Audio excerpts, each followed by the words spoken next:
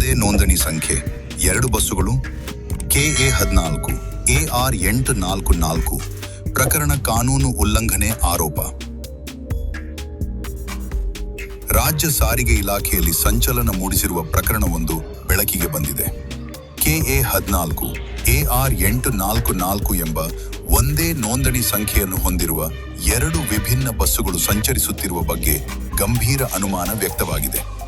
ಮೈಸೂರು ಜಿಲ್ಲೆಯ ಹುಣಸೂರು ತಾಲೂಕಿನಲ್ಲಿ ARTO ಅಧಿಕಾರಿಗಳು KA 14 AR 844 ಸಂಖ್ಯೆಯ ಒಂದು ಬಸ್ಸನ್ನು ವಶಪಡಿಸಿಕೊಂಡು ಪರಿಶೀಲನೆ ನಡೆಸಿದ್ದಾರೆ.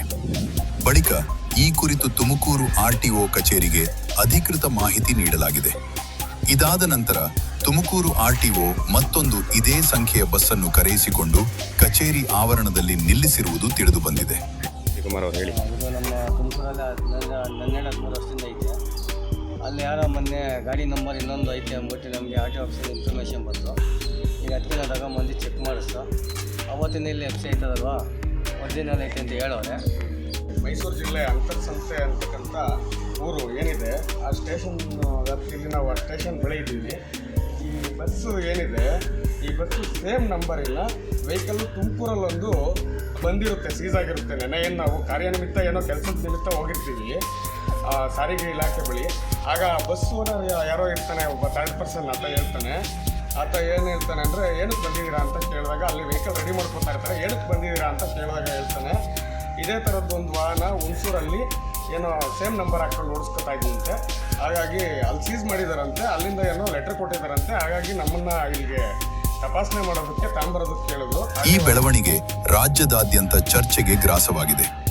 ಈ ಪ್ರಕರಣವು ಮೋಟಾರ್ ವೆಹಿಕಲ್ಸ್ ಆಕ್ಟ್ 1988ರ ಕಲಂ 39, 41 ಮತ್ತು 192ರ ಉಲ್ಲಂಘನೆಯಾಗಿರಬಹುದೆಂಬ ಅನುಮಾನ ವ್ಯಕ್ತವಾಗಿದೆ.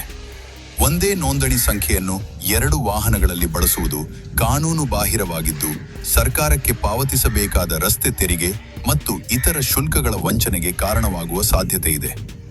ಇದಲ್ಲದೆ ನಕಲಿ ನೋಂದಣಿ ಹೊಂದಿರುವ ವಾಹನಗಳು ಅಪಘಾತ ಅಥವಾ ಅಪರಾಧ ಪ್ರಕರಣಗಳಲ್ಲಿ ಬಳಕೆಯಾದರೆ ತನಿಖೆ ವಿಳಂಬವಾಗುವ ಅಪಾಯವಿದ್ದು, ಸಾರ್ವಜನಿಕರ ಜೀವ ಹಾಗೂ ಆಸ್ತಿಗೆ ಹಾನಿ ಉಂಟಾಗುವ ಸಾಧ್ಯತೆ ಇದೆ ಎಂಬ ಆತಂಕ ವ್ಯಕ್ತವಾಗಿದೆ.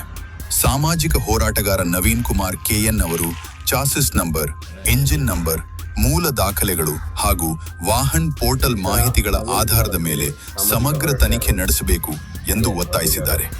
ತನಿಖೆ ಪೂರ್ಣಗೊಳ್ಳುವವರೆಗೆ ಯಾವುದೇ ಕಾರಣಕ್ಕೂ 2 ವಾಹನಗಳನ್ನು ಬಿಡುಗಡೆ ಮಾಡಬಾರದು ಎಂದು ಅವರು ಸಾರಿಗೆ ಆಯುಕ್ತರಿಗೆ ತುರ್ತು ಮನವಿ ಸಲ್ಲಿಸಿದ್ದಾರೆ. 2 ಬಸ್ಸು ಒಂದೇ ನಂಬರ್ನಲ್ಲಿ 2 ಬಸ್ಸು ಓಡ್ತಿರ್ತಕ್ಕಂಥದ್ದು ಇಲಾಖೆಗೆ ಗೊತ್ತಾಗಿರುತ್ತದೆ. ಜೊತೆಗೇನು ಅಂದರೆ, ಈ ಬಸ್ಸು 2010ರಲ್ಲಿ ರಿಜಿಸ್ಟರ್ ಆಗಿರ್ತಕ್ಕಂಥದ್ದು 2 ಬಸ್ಸು ಕೂಡ. 2 ಬಸ್ಸು ಈಗ ಇದೇನು ನಮ್ಮ ಮೈಸೂರು ಜಿಲ್ಲೆ ಹುಣಸೂರು ತಾಲೂಕು ಅಂತರ್ಸಂತೆ ಸ್ಟೇಷನ್ ವ್ಯಾಪ್ತಿನಲ್ಲಿ ಇರ್ತಕ್ಕಂಥದ್ದು. ಇನ್ನೊಂದು ಬಸ್ಸು ತುಮಕೂರು RTO ಕಚೇರಿನಲ್ಲಿ ಇರ್ತಕ್ಕಂಥದ್ದು. ಗಮನಿಸಿದ್ರೆ ಇದು ನಮ್ಮ ತುಮಕೂರು ಜಿಲ್ಲೆ ಹಾಗೆ ಮೈಸೂರು ಜಿಲ್ಲೆಗೆ ಕರ್ನಾಟಕದಲ್ಲೇ ಒಂದು ವಿಶೇಷ ಅಂದರೆ ಏನಂದರೆ, ಈ 2 ಬಸ್ಗಳು ಒಂದೇ ಥರನಾಗಿದ್ದಾವೆ. ಜೊತೆಗೆ 2 ಬಸ್ಸು ಕೂಡ ರನ್ನಿಂಗಲ್ಲಿದ್ದಾವೆ. ಏನಂದರೆ ಒಂದು ನಂಬರಲ್ಲಿ ಒಂದು ಬಸ್ ಹೋಗಬೇಕು. ಯಾಕೆಂದರೆ ಸರ್ಕಾರಕ್ಕೆ ಆದಾಯ ಬರ್ತಕ್ಕಂಥದ್ದು, ಟ್ಯಾಕ್ಸ್ ಬರ್ತಕ್ಕಂಥದ್ದು, ಇನ್ಶೂರೆನ್ಸ್ ಬರ್ತಕ್ಕಂಥದ್ದು, ಜೊತೆಗೆ ಸಾವಿರಾರು ಜನರ ಜೀವ ಪ್ರಾಣಗಳ ಏನಾದರೂ ತೊಂದರೆ ಆದರೆ ಈ ಬಸ್ಸಲ್ಲಾದರೂ ಆಗಿರ್ಬೋದು, ಆ ಬಸ್ಸಲ್ಲಾದರೂ ಆಗಿರ್ಬೋದು, ಯಾವ ಬಸ್ಗೆ ಅಂತ ಕ್ಲೈಮ್ ಕೊಡಬೇಕಾಗ್ತದೆ. ಈ ಥರದ್ದೊಂದು ಪ್ರಶ್ನೆ ಕಾಡ್ತು.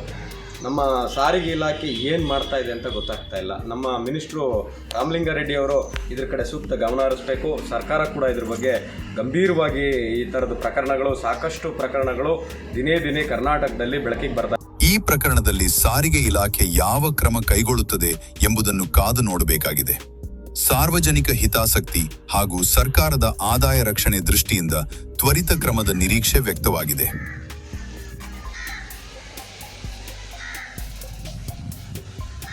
ಇದು AR news channel action and reaction. ಇದು ವದಂತಿಯಲ್ಲ, ವಾಸ್ತವ. ಈ ಮಾಹಿತಿ ನಿಮಗೆ ಇಷ್ಟ ಆಗಿದ್ದರೆ ಶೇರ್ ಮಾಡಿ, ಕಮೆಂಟ್ ಮಾಡಿ, ಲೈಕ್ ಮಾಡಿ.